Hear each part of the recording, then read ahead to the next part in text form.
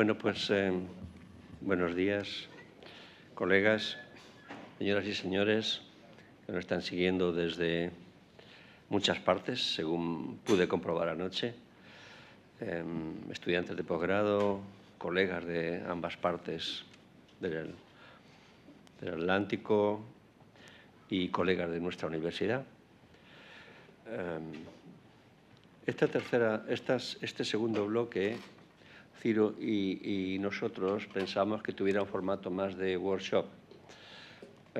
Y hay una primera parte que dejamos ayer por cubrir, que es la parte de información. Si recuerdan, acabamos ayer con educación y formación.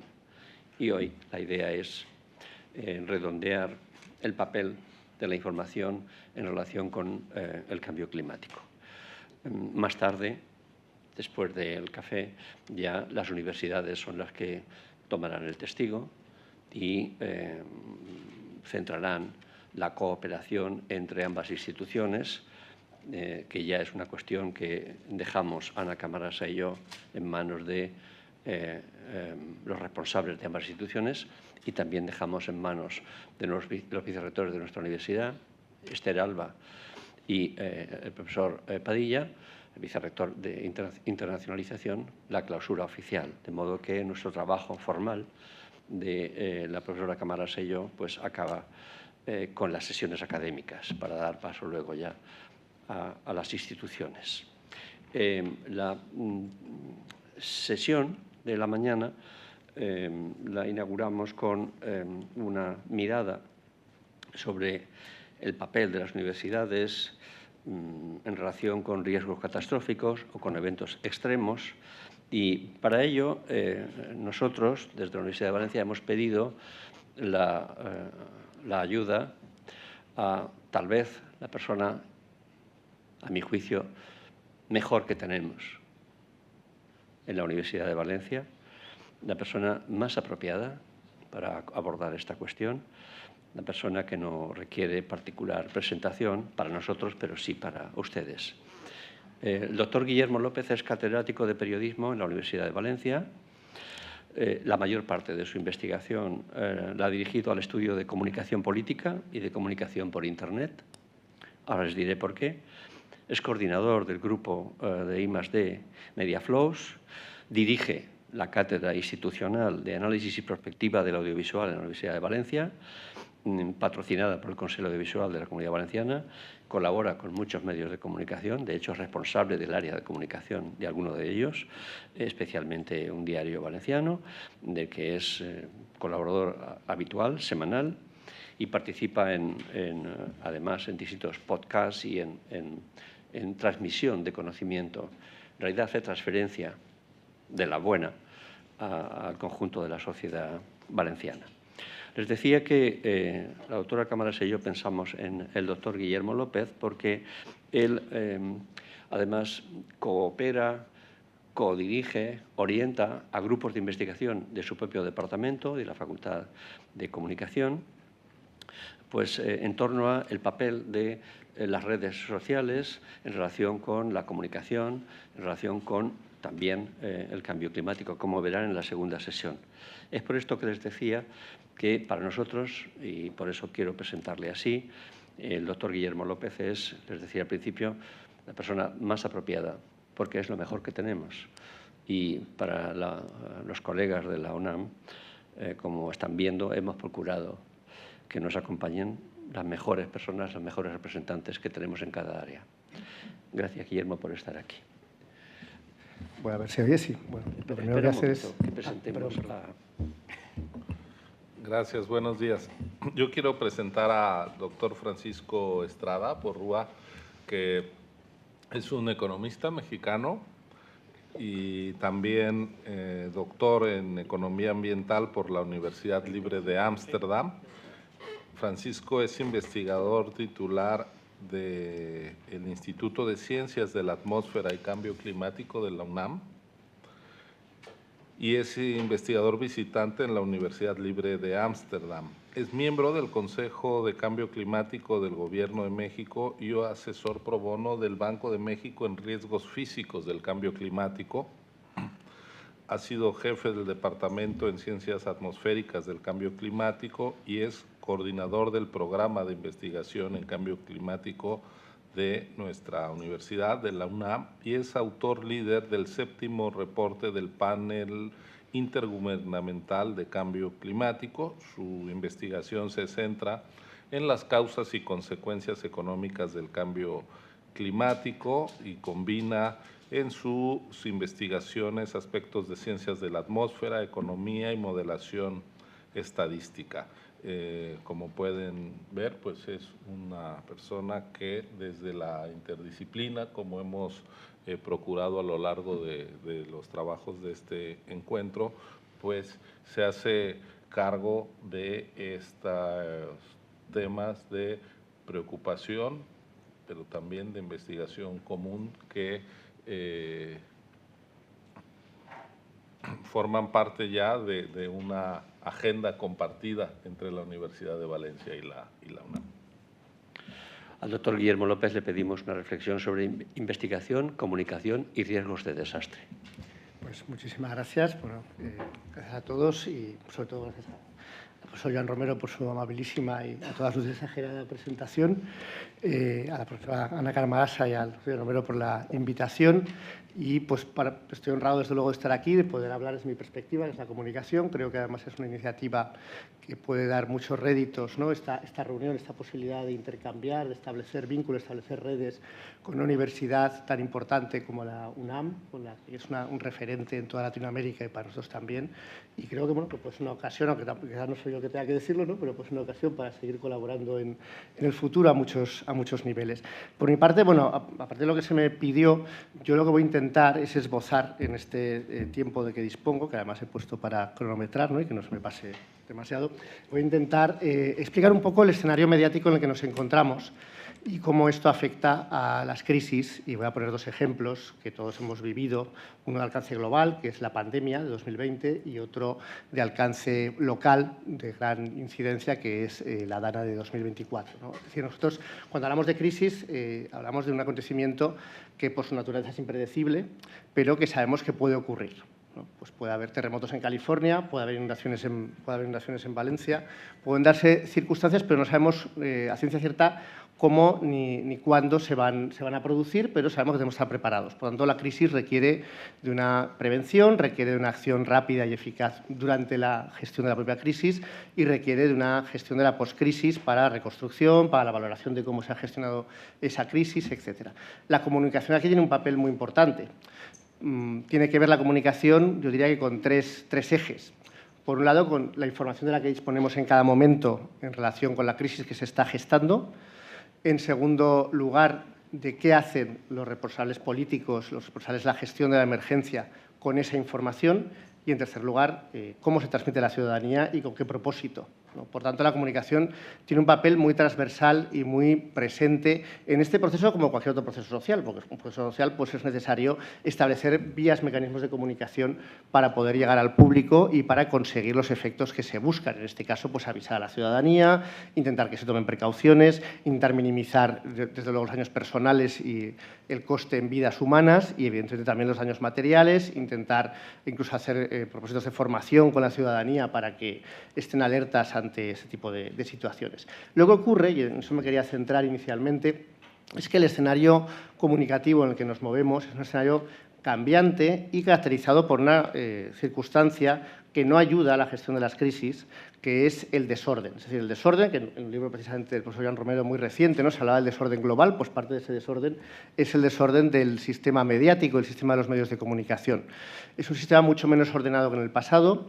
En el pasado teníamos un número relativamente pequeño de grandes medios de comunicación, que eran los intermediarios privilegiados para cualquier circunstancia, que eran particularmente importantes en situaciones de crisis, porque en situaciones de crisis la población tiene una gran necesidad de adquirir información y, por tanto, se dirige hacia aquellos referentes informativos y que, por tanto, pues podían con gran eficacia enviar mensajes a la población. Lo que ocurre es que ahora no estamos en ese escenario fundamentalmente por dos factores, que son los que me quería detener brevemente, que empezamos a estudiar en nuestro ámbito desde hace ya 20 años, que tienen que ver con el proceso de digitalización, también con el proceso de crisis de los medios de comunicación en sí, con una serie de factores que tampoco me voy a detener en cada uno de ellos, pero sí que quisiera al menos mencionarlo. En primer lugar, el incremento de la mediatización y de la mediación tecnológica. ¿Esto qué quiere decir? Quiere decir que los medios de comunicación, los sistemas de comunicación cada vez están más presentes en la sociedad, cada vez estamos más conectados. Cada vez el individuo necesita más la comunicación en todas sus órdenes en su vida cotidiana.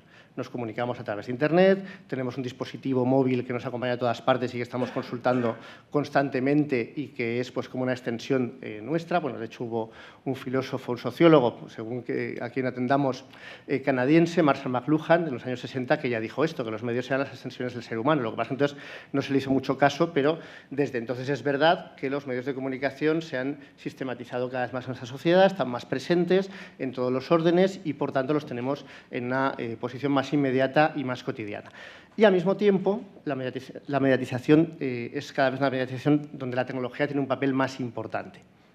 Hay una plataformización de los contenidos, hay grandes plataformas que gestionan inmensas cantidades de datos y que se dedican a organizarlos y a organizar a las personas dentro de esas plataformas.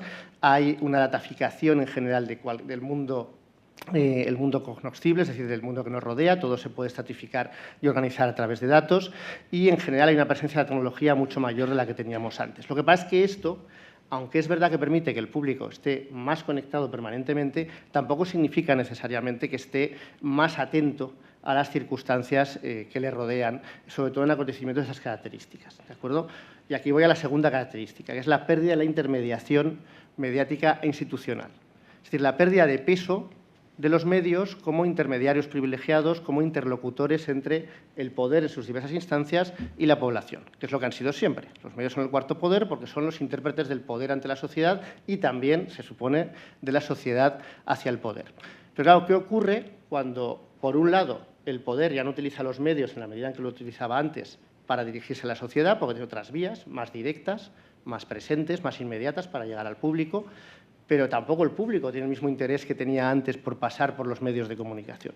Pues eso es el escenario en el que nos estamos moviendo actualmente. Es decir, un escenario caracterizado por la pérdida de ese monopolio de la intermediación por parte de los medios de comunicación, la aparición de nuevos actores que no son medios de comunicación, nuevos liderazgos que emergen de Internet y de las redes sociales, viejos liderazgos que ahora se dirigen directamente al público y ya no necesitan a los medios de comunicación, y un nuevo público que ahora puede acceder a la información de forma mucho más inmediata y diversa y tampoco necesita, igual que antes, la intermediación de los medios de comunicación. Esto nos lleva a un cambio de paradigma que creo que es contradictorio. Todos sabemos que los académicos tenemos tendencia a criticar siempre lo que hay y a pensar, no necesariamente que todo tiempo pasado fue mejor, pero desde luego que el tiempo actual es horrible, ¿no? Entonces, es verdad que en los años 90 pensábamos, desde mi ámbito, que el mundo en el que vivíamos era horrible, porque entonces vivíamos en un mundo en que los medios de comunicación pues, manipulaban la realidad, tenían un poder inmenso e incontrolable, se encargaban de gestionar la realidad social para todo el mundo, detrás de esos medios de comunicación había una serie de intereses. Sin embargo, ya en los años 90 surge otro sociólogo francés, Dominique Bolton, que escribe un libro, Elogio del gran público, que a mí me parece que convendría reivindicar en el momento actual, porque entonces se le tachó pues, también como a McLuhan, ¿no?, de visionario loco e irreal, y decía que los medios cumplían una función de cohesión social muy importante porque, a fin de cuentas, por el hecho de ser muy pocos medios de comunicación y estar todos abocados a consultar esos medios de comunicación, pues todos consultábamos lo mismo. Todos accedíamos a la misma información, todos teníamos los mismos elementos de ocio que consumíamos, todos veíamos las mismas películas, las mismas series de televisión, los mismos programas de televisión, porque no había otra cosa, ¿no? Se centraba sobre todo en la televisión, pero se puede hacer extensivo al conjunto de los medios. Y decía Bolton, esto generaba cierta cohesión social, una experiencia cultural compartida y una información compartida, una visión del mundo común. Y esto se ha perdido, esto ya no existe, porque ahora estamos en un sistema en el que la población se estructura por nichos ideológicos, nichos de consumo, por la propia hábito de consumo personal que a través de los algoritmos va organizando nuestras preferencias y aquello a lo que accedemos, Y eso va separando esa cohesión social que permitían los medios de comunicación. Quizás me dirán, bueno, ¿cuándo va a hablar este señor de crisis? ¿No? Pero es que todo lo que estoy hablando se aplica de manera más intensa y más grave a las crisis. Porque un escenario en el que los medios de comunicación son pequeños, no son interlocutores y no son un altavoz que permita llegar al conjunto de la población, es un escenario caracterizado por ese desorden que estaba diciendo. Y en ese desorden, en ese contexto, nos encontramos que los mensajes que se envían desde el poder a través de los medios ya no llegan como llegaban antes. Y voy a poner un ejemplo, adelantándome a lo que quería explicar después. Es el ejemplo de la televisión pública autonómica, APUNT, que, según el común de los mortales, pues hizo una gran labor en el Día de la Dana, ¿no? A diferencia de otras instituciones públicas que no hicieron esa gran labor, la televisión pública informó a lo largo de todo el día, hizo una información de servicio público, fue consecuente, fue constante. Sin embargo, no tuvo apenas ningún efecto sobre la población, porque no tiene audiencia. Porque APUNT es una televisión que tiene un 3% de audiencia. Y con un 3% de audiencia no es suficiente ese altavoz para alertar a la población de la gravedad de lo que está sucediendo. Es decir, era preferible el Canal Nou de hace 20 años, con su 15% de audiencia, para entre corrida de toros, si me permiten la broma, introducir mensajes que sí que llegasen a la población, porque hubiera un porcentaje suficiente de población para poder, a partir de ahí, alertar al resto. Pero con un 3% de audiencia eso no es posible. De hecho, hicimos grupos de discusión con población que vivía en municipios víctima de la Dana, ya digo que me adelanto lo que quería comentar después, y esa población fue unánime al decirnos que APUNT no les había servido de nada y que tenían una mala imagen de APUNT. Bueno, pero ¿por qué tenéis mala imagen de APUNT? Sí, realmente hizo una buena labor, porque no lo vimos. Es decir, el problema no es qué es lo que hizo APUNT, el problema es que APUNT ya no es un referente. Y ese es el problema del que estamos hablando, ¿de acuerdo? Por eso hablo de un desorden que tiene consecuencias muy importantes sobre la gestión de los asuntos, sobre todo cuando se trata de transferir o transmitir a la población un determinado problema en una situación de crisis. Porque en una situación de crisis ha de ser pedagógico, pero también se ha de ser rápido, se ha de ser eficaz. Y para eso ha de contarse con los medios con los que disponemos en cada momento. ¿Y qué sucede cuando estamos en un escenario en el que hay una brecha generacional muy clara, en que hay una parte de la población más joven, que ya no consume medios de comunicación, que a lo sumo le llegan algunos mensajes a través de las redes sociales que provienen de los medios de comunicación, pero ya hay una interacción que no es directa con los medios de comunicación, sino que es indirecta, que hay una interpretación que depende de otros actores, cuando hay una cada vez mayor polarización de la población que se autoubica en nichos determinados por la ideología, por la generación a la que se pertenece, por los hábitos de consumo, por una serie de factores. ¿Qué ocurre cuando nos encontramos en un escenario en el que cada vez es más difícil identificar el origen de la información y, por tanto, cada vez es más fácil generar desinformación, que es otra forma de desorden informativo? Pues todos estos son problemas con los que se encuentra un gestor de la cosa pública en una situación de crisis. Puedo poner el ejemplo de nuevo de la Dana respecto a lo que sucedió en la Pantana de Tous, donde los mecanismos para transmitir a la población lo que estaba sucediendo fueron más eficaces que en la Dana. A través de la radio, a través de coches que circulaban por las poblaciones afectadas que iban a ser afectadas por las riadas, se pudo alertar a la población de manera más eficaz que hoy. Pero porque hoy, evidentemente, hubo un fallo institucional muy grave, pero aunque no lo hubiera habido, se habría tenido que ver exactamente cómo se habría transmitido esa información. Es decir, esa pérdida de la intermediación institucional y mediática tiene consecuencias muy claras sobre la manera con la que hacemos llegar a la población un problema de esas características.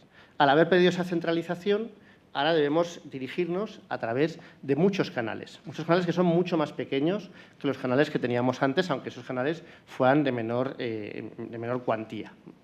Entrando un poco, bueno, luego hay otros problemas. La exposición selectiva, que es un fenómeno que se detecta después de la Segunda Guerra Mundial, que es la sensación de que el público solo oye lo que quiere oír. Es decir, que si yo escucho una determinada información que no se corresponde con lo que yo creo que es la realidad o lo que yo creo que debería ser la realidad, rechazo esa información y busco información que me satisfaga. Claro, las crisis tienen un problema para superar este escalón, porque hay mucha gente que no quiere que las cosas terribles sucedan, es decir, que se resiste a creer que algo así pueda estar sucediendo. En el caso de nuevo de la Dana, y perdón que ponga este mismo ejemplo, pues nos encontramos en una exposición selectiva en la que la gente dice, pero si no está lloviendo aquí, ¿por qué voy a pensar yo que hay un problema si aquí no hay un problema? Cuando el problema, si lo hay, provendrá de otro lugar. Las instituciones también fueron víctimas de esa exposición selectiva, tanto en la pandemia de 2020, y aquí yo creo que en sentido casi diría que global, como en la DANA de 2024. Es decir, de querer que no suceda lo que estaba sucediendo, de querer que las cosas se solucionen por sí mismas porque conviene que así sea. Y aquí entro ya en los dos casos prácticos, no sé cómo voy de tiempo, creo que bien, ¿no? Creo que aún no me he pasado, así que me da un poco de tiempo para hablar de estos temas. En el caso de la pandemia nos encontramos con un fallo clamoroso, voy a hablar sobre todo de la experiencia española, aunque imagino que no es la única, de previsión y de prevención por parte de las autoridades, que desde el punto de vista de la comunicación lo que transmitieron hasta pocos días antes de que se produjera el confinamiento era que aquí no pasaba nada, que no había ningún problema. Pero claro, es que es muy difícil alertar a la población antes de que el problema suceda, sobre todo para un político, porque un político está pensando siempre en la repercusión de las palabras que dice, evidentemente. Y si no pasa nada, la repercusión es que este político sea un alarmista, que habrá atormentado a la población sin necesidad, que habrá generado efectos perniciosos para la salud pública por este alarmismo que ha ido gestionando durante días a través de los medios de comunicación. Encontrará también la resistencia de algunos medios de comunicación a sus mensajes. Así que es más cómodo, hasta que el problema ya está encima de nosotros, no hacer nada. En el caso de la DANA nos encontramos con un problema similar, aunque más grave desde mi punto de vista, porque aquí ya habíamos tenido inundaciones, y no solo hace 30 años, sino recientemente. Es decir, aquí ya sabíamos que este era un problema sistémico que nos encontrábamos constantemente o periódicamente ante nosotros. Y aquí las autoridades, sobre todo pues, la cúspide, pero en general yo diría que todo el gobierno autonómico, pues no hizo una labor de prevención adecuada. Más bien lo contrario, más bien intentó quitar hierro al asunto, con la idea de que el alarmista es quien avisa de lo que puede pasar, ¿no? Con la idea de, bueno, avisáis lo que puede pasar, pero es que luego nunca pasa lo peor de lo que puede pasar. Estáis exagerando.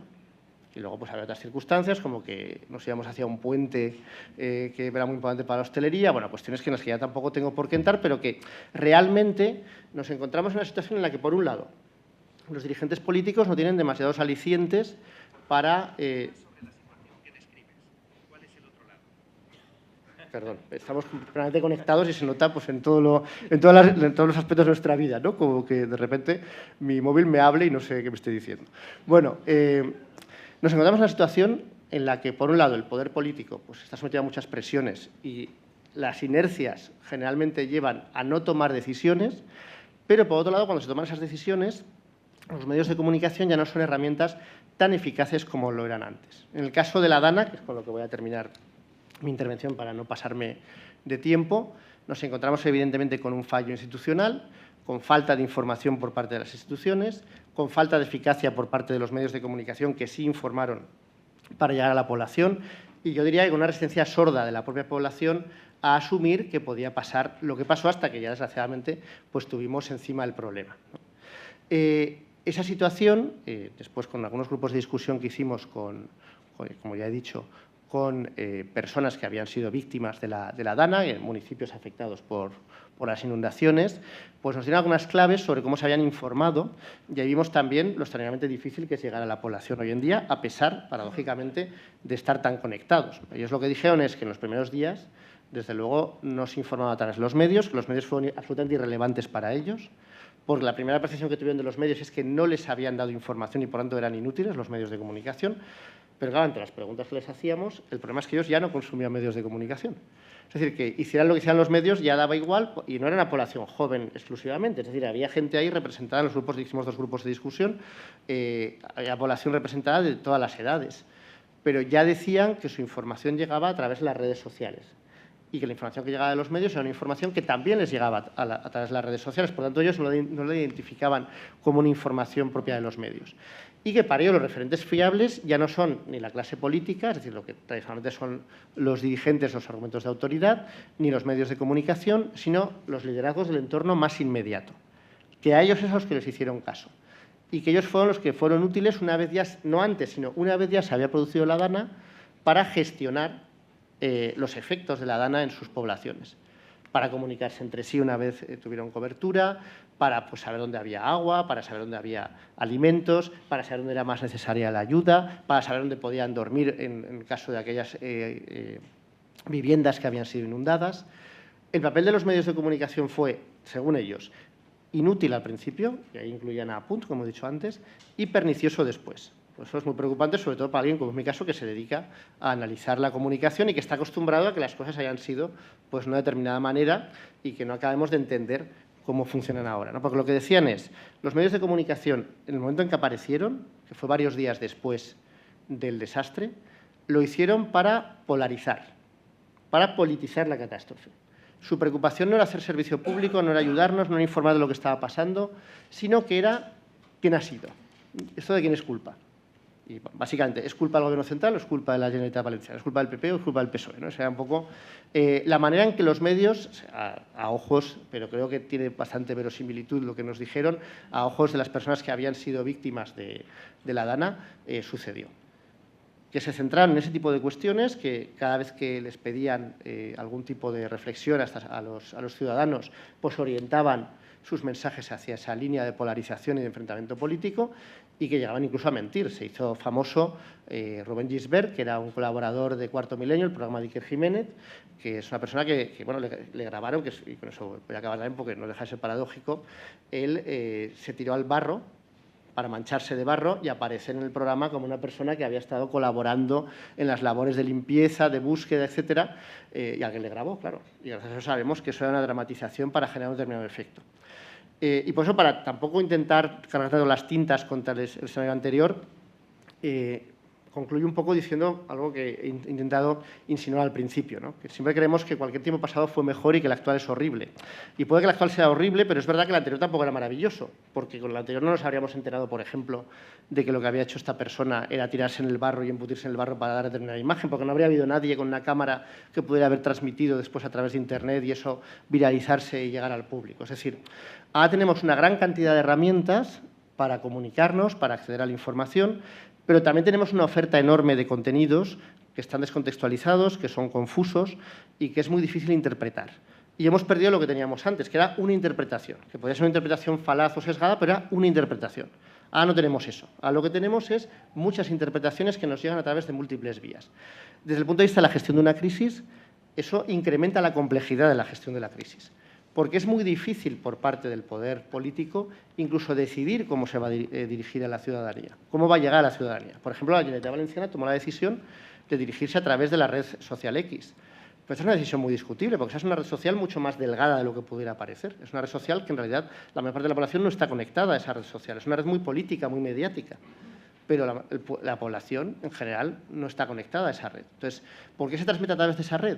Porque ya se asume que los medios ya no son el intermediario, sino que son uno más. Es decir, yo transmito a través de esta red social y eso va a llegar a los medios, va a llegar a los políticos, va a llegar a algunos ciudadanos y a partir de ahí se transmitirán los mensajes. Ya no hago una nota de prensa para llegar a los medios, ya no hago ruedas de prensa para llegar a los medios. La cosa ya no funciona así. Esto genera otro tipo de mensajes y otros canales para llevar a la población. Pero creo que, por desgracia, y lo vivimos muy recientemente, hace un año, más allá de la incompetencia de la administración autonómica o central o de ambas, por desgracia el escenario actual, con esa complejidad y ese desorden que genera, incrementa las dificultades para gestionar adecuadamente una crisis, porque no es tan fácil llegar a la población como antes. Y bueno, espero no haber pasado de tiempo y que ha resultado interesante mi intervención y, sobre todo, pues que podamos tener un poco de debate a continuación. Muchas gracias. Gracias, Guillermo.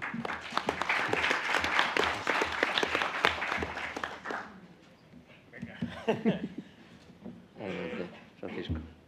¿Vas a usar presentación? Sí. Está apagado. Ah, ¿sabes cómo encender? Perdona, que tienes el cañón apagado. Ah, está apagado. Bueno, va a ser un poco más difícil, pero... Incrementa la complejidad. Exactamente. Ya está cargando.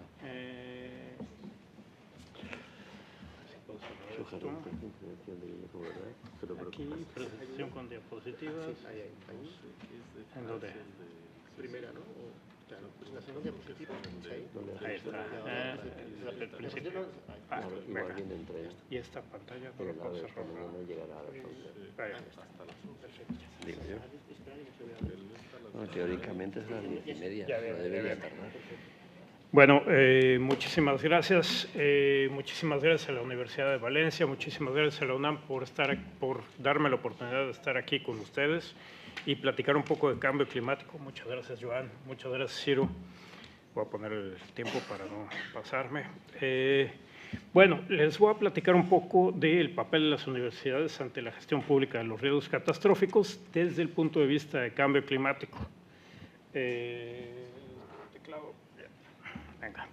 Bueno, como lo estuvieron platicando ayer, lo estuvimos viendo aquí, la gestión moderna del riesgo no se entendería sin el papel que han jugado las universidades en temas tan diversos como generar conocimiento en todas las áreas, tanto ciencia básica como aplicada, en la formación de capital humano, desde pregrado, posgrado, actualización de funcionarios, representantes comunitarios, el trabajo de integración y gestión del riesgo en todas las carreras, ayudar a construir esta cultura de prevención, la asesoría técnica, gobernanza, hacer el puente entre ciencia y política pública, lo mismo extensión universitaria y apoyo en la respuesta a la reconstrucción.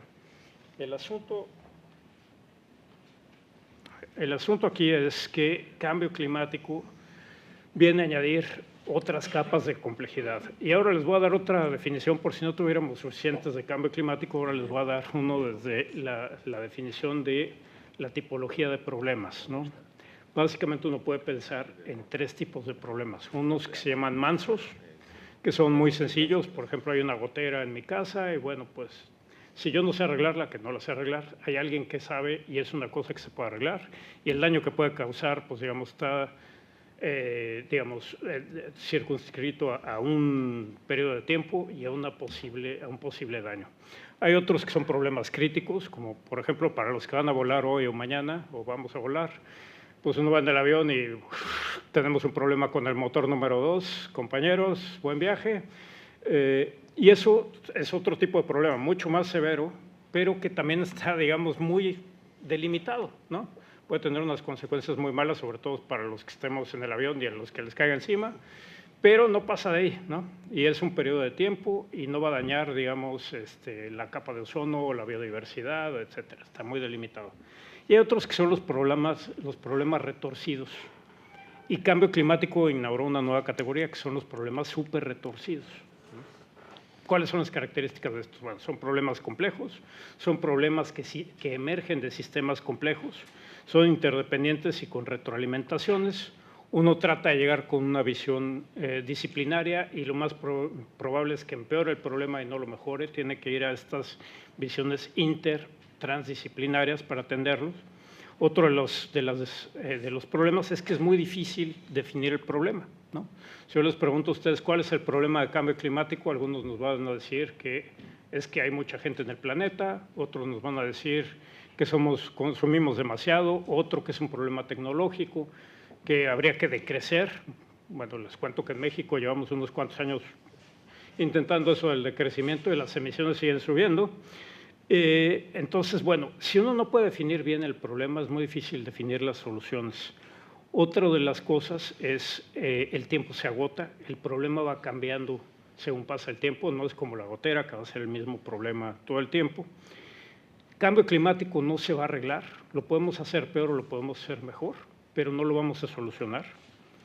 Es un problema que es síntoma de otro problema, ¿no? Por ejemplo, lo que ya hablábamos de nuestro consumo, la sobrepoblación, la tecnología, etcétera. Y una cosa muy importante que luego mis colegas del instituto no me quieren mucho por eso, pero en el fondo son problemas sociales y no son problemas naturales o físicos. Las soluciones y la fuente de estos problemas viene de ahí.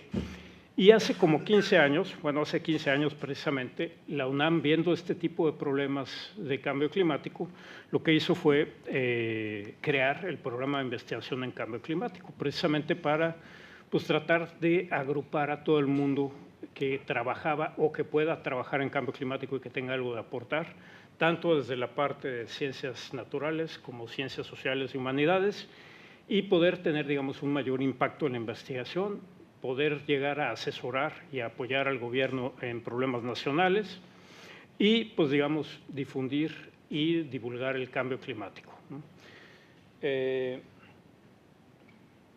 Y bueno, este ya es un comercial completamente descarado. Aquí les recomiendo, si quieren saber más de cambio climático, en un libro muy cortito, es el estado y perspectivas del cambio climático en México. Ahí está el código QR.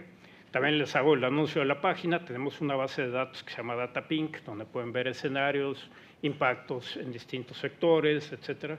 Tenemos un podcast que se llama Climatología y tenemos muchísimos recursos, entre ellos un modelo de clima que ustedes pueden bajar, un modelo de impactos en la agricultura, un modelo de impactos en la biodiversidad.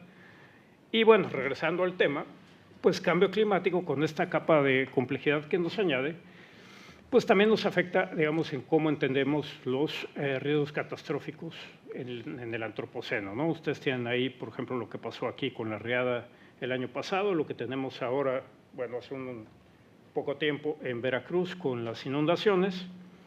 Y, digamos, hay una cosa que es, todavía no logramos integrar cambio climático con el manejo de desastres. Está muy en el discurso, pero ya en la vida práctica y todo esto. Y este es un ejemplo del Atlas de Riesgos de Senapred en México, del Centro Nacional de Prevención de Desastres.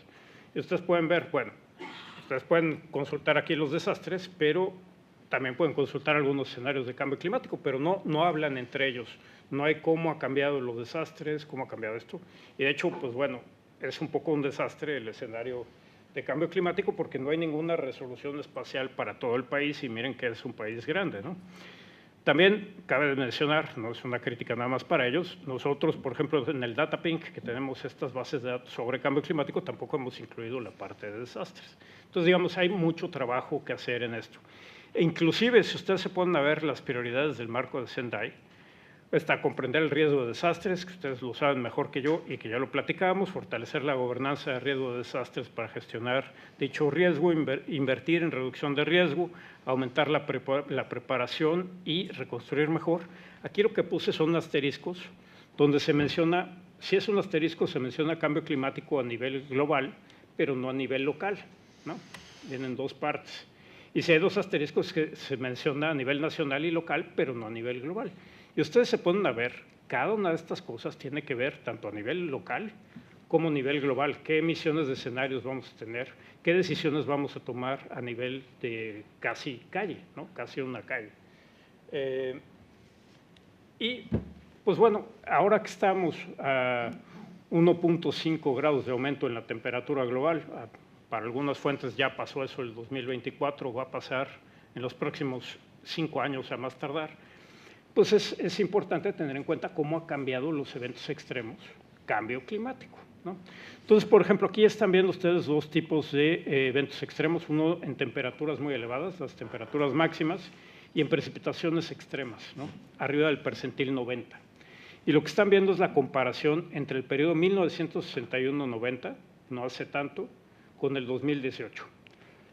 En el mapa de arriba ustedes verán cómo ha cambiado la probabilidad de ocurrencia de estos fenómenos. Donde ustedes ven, por ejemplo, en el caso de temperatura, un rojo muy profundo, es que la probabilidad se ha multiplicado por 5. No es que haya aumentado un 10, 20%, se ha multiplicado por 5 la probabilidad de ocurrencia. Y en el caso de la precipitación que tenemos del lado izquierdo de ustedes, donde ven rojo, se ha multiplicado por 3, ¿no? Este rojo muy profundo. Entonces, digamos, son cambios no menores en la parte de eventos extremos, ¿no? Y además, bueno, los siguientes filas de mapas que ustedes tienen es qué le debemos de estos cambios a la parte antropogénica y qué le debemos a lo natural. Lo del medio es antropogénico, ¿no? Y lo de abajo es natural. Natural, no hay una influencia distinguible. Todo lo que hemos visto es un cambio debido a las contribuciones antropogénicas. ¿Y en qué se ha traducido? Si empalmamos un mapa de población con este cambio en riesgo, vemos que el 94% de la población global y el 97% del PIB global ahora tienen un mayor riesgo en comparación con el periodo 61-90. Y en el caso de la precipitación, 72% de la población global y 76% del PIB global tienen un mayor riesgo, ¿no?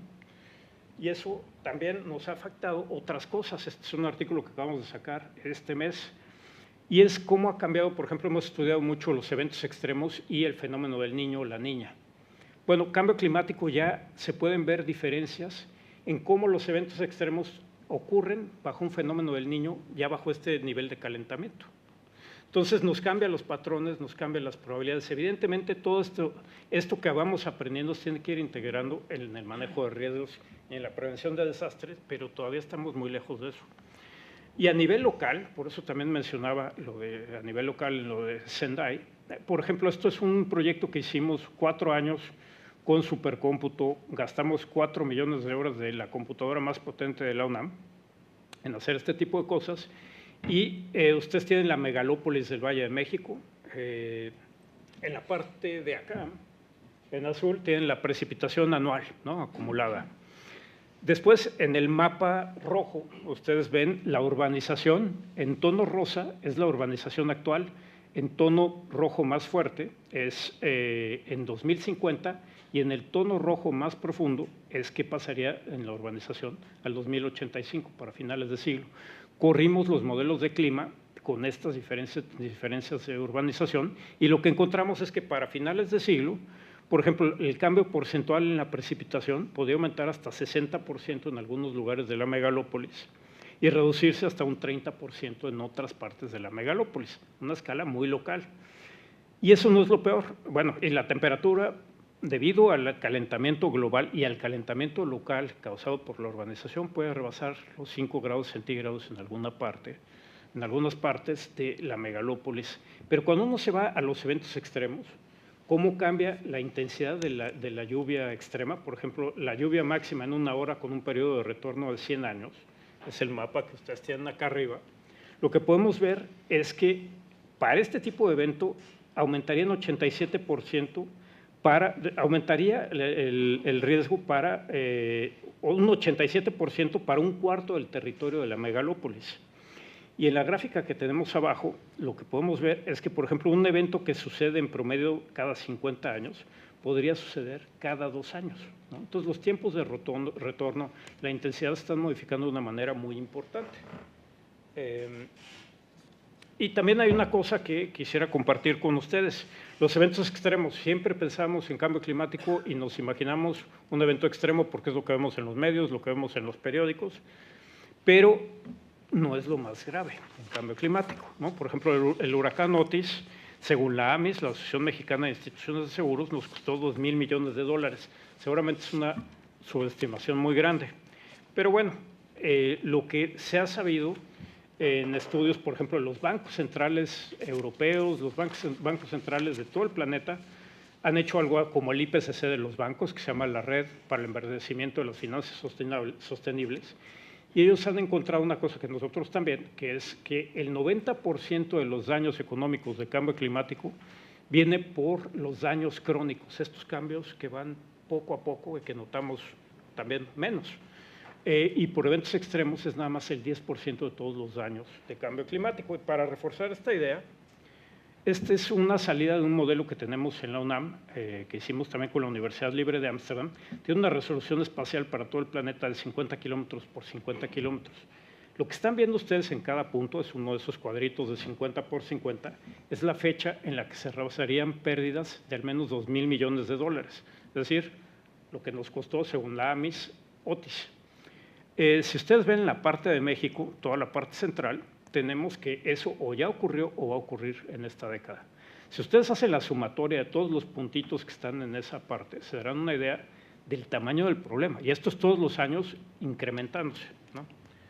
A ver, ahí está.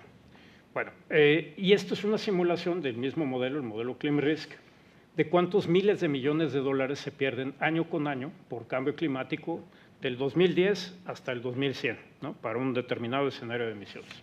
Hay cosas que quiero que noten. Bueno, Asia y la India, China y la India, luego platicamos de ellas, se cuecen aparte, pero todos los puntos que ustedes ven como pecas son ciudades. Las ciudades son extremadamente sensibles a cambio climático, en parte por el fenómeno de la isla de calor. Bueno, a México, ¿cuánto le puede costar cambio climático?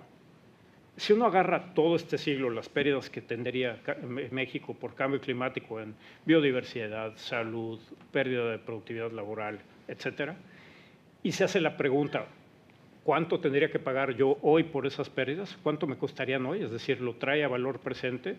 Para que quien sepa, que sea economista, usamos una tasa de descuento del 1.5%. Bueno, estas pérdidas durante todo el siglo equivaldrían a que México hoy perdiera entre 2 veces y 9 veces el PIB de México, total, el de 2024. Para tener una idea, el COVID nos costó 8% del PIB, ¿no? Bueno, ¿qué pasa si no queremos irnos hasta el 2100? Nos vamos al 2050, lo mismo. ¿Cuánto tendría que pagar hoy por los platos rotos de hoy al 2050? Equivaldría a 1.2 veces el PIB de México, ¿no? Bueno, ¿qué pasa si no queremos irnos hasta el 2050? Digamos, pensemos como político en sexenios, del 2024 al 2030. ¿Cuánto me costaría lo que va a ocurrir? 25% del PIB actual. Ese es el tamaño del problema con cambio climático en la economía. Bueno, y hay unos retos importantes para responder ante un clima cambiante desde el punto de vista de la investigación. Uno de los más grandes retos es esta falta de empate entre lo que esperan los tomadores de decisiones, que les gusta mucho, no sé aquí, pero en México la ciencia express, ¿no? Por ejemplo, ahora que tuvimos las inundaciones en Veracruz, al día siguiente prácticamente aparecen y va a haber dinero para un proyecto, vamos a juntarnos, vamos a solucionar el problema que ya ocurrió, y te dan dinero para a lo mejor un año y se termina el proyecto y los grupos se desintegran, entonces no se forma, digamos, un grupo de largo aliento, no hay investigación de largo aliento y se va perdiendo oportunidades, ¿no? Cada vez, como decíamos al principio, con estos problemas súper retorcidos, el problema se va volviendo cada vez más difícil de atender, ¿no? Entonces, bueno, nos falta crear y fortalecer capacidades, los datos, los huecos metodológicos y epistémicos, los ciclos políticos, instituciones débiles y presupuestos escasos. Y entonces, bueno, y para que tengan una idea, cuando hablo de qué tan comprometidos estamos, qué tanto problema podemos tener en la parte de investigación en cambio climático, este es un artículo que creo que es muy importante para centrarnos. 30 años de investigación en cambio climático. Agarraron 54 países del planeta y se pusieron a ver la producción en cambio climático de artículos científicos. En México hay 1.800 artículos en los últimos 30 años. Eso, si uno se pone a ver, imagínense que nos piden más o menos publicar 2 artículos por año. Bueno, si uno divide 1.800 entre 30, los años, entre 2 artículos, le da a que el esfuerzo es equivalente a 30 personas trabajando 30 años. Nada, ¿no? Simplemente para agricultura tenemos más de 500 cultivos, tenemos 32 estados, tenemos más estados que personas trabajando en cambio climático, ¿no? Entonces eso es realmente una limitación muy importante. En España la cosa está afortunadamente mucho mejor, ¿no? Ustedes tienen 8.300 artículos, ¿no? En ese mismo periodo, lo que equivale más o menos a 138 investigadores, ¿no? Durante los últimos 30 años. Pero aún así estamos muy lejos de lo que deberíamos de tener, ¿no? Y aquí tengo, pues para acabarlos de deprimir, pues el ranking de México. Por ejemplo, en producción de artículos, México está en el lugar 28 de 54 países, que incluye todo el planeta, incluye África, Asia, todos lados. Si uno lo hace per cápita, México está en el 45 de 54, ¿no? Y España está en el 16 de 54, ¿no? Entonces, digamos, es una situación muy complicada, ¿no? Cuando uno empieza a ver que tenemos que entrarle también a qué pasa con los daños catastróficos, pues bueno. Entonces, una de las cosas que estamos ensayando en la coordinación de la investigación científica son las unidades de estudios estratégicos, ya que no tenemos tanta gente, ¿no? Bueno, ¿cómo le hacemos para atraer a más gente, más investigadores, más alumnos, formar más gente? Bueno, hemos logrado, por ejemplo, hacer estas unidades de estudios estratégicos como un espacio donde se encuentra la academia, el sector público y privado, y le entramos a los problemas nacionales del país. Hemos podido conseguir financiamiento como para tener proyectos de 3 o 4 años, ¿no? Son proyectos temáticamente entrelazados en problemas emergentes y críticos. Ahí sí estamos haciendo investigación transdisciplinaria, ¿no? Tenemos al gobierno trabajando con nosotros y de largo aliento, 3 años trabajando en un problema, por ejemplo.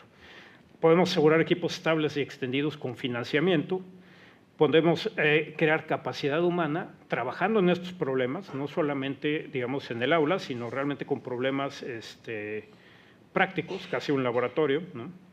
Y tratamos de producir tanto productos científicos como de alto valor social. Este es el ejemplo que estamos usando como un piloto para las unidades de estudios estratégicos. Tenemos un equipo de casi 50 personas, 43 personas, 7 entidades. Está con nosotros el Ministerio de Medio Ambiente, el Instituto Nacional de Ecología, y ahorita está uniendo el CENAPRED, el Centro Nacional de Prevención de Desastres, y estamos trabajando desde qué tenía que hacer México para reducir sus emisiones, cómo modelamos estas trayectorias de cero neto de emisiones para el 2050, los costos económicos, cómo ha cambiado el clima, qué pasa en la agricultura, qué pasa en recursos hídricos, qué pasa con el sector primario, etcétera, y con colaboraciones con instituciones de fuera. Y algunos resultados incluidos en la NDC, esto ya de un resultado, en un documento, ya resultó en un documento nacional de México en cambio climático, las contribuciones nacionalmente determinadas de México. ¿Cuáles son algunos resultados importantes? El calentamiento en México no se sabía, ahora sabemos que es 1.8, México se calienta más que el promedio del planeta y lo hace mucho más rápido que el promedio del planeta.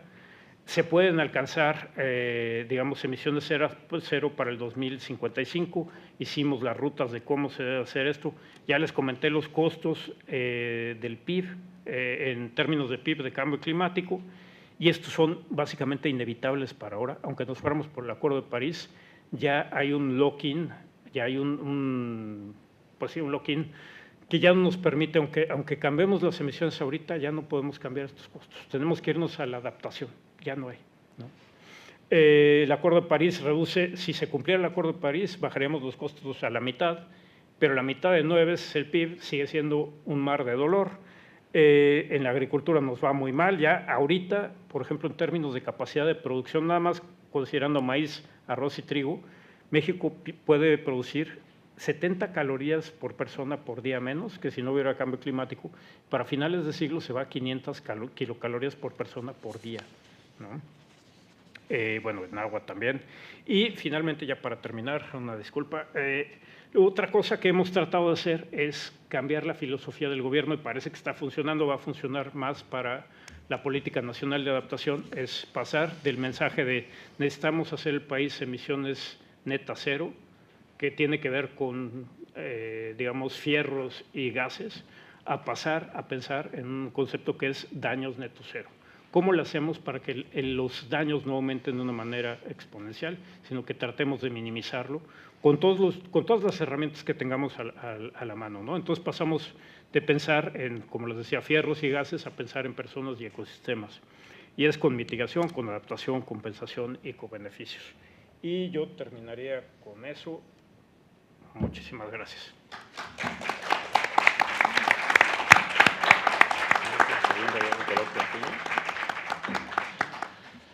Muchísimas gracias a los dos. Si se han fijado, la sesión de anoche acabábamos con unas reflexiones y parece que estaba pensado porque enlazan perfectamente con lo que han escuchado al doctor Francisco Estrada y al doctor Guillermo López.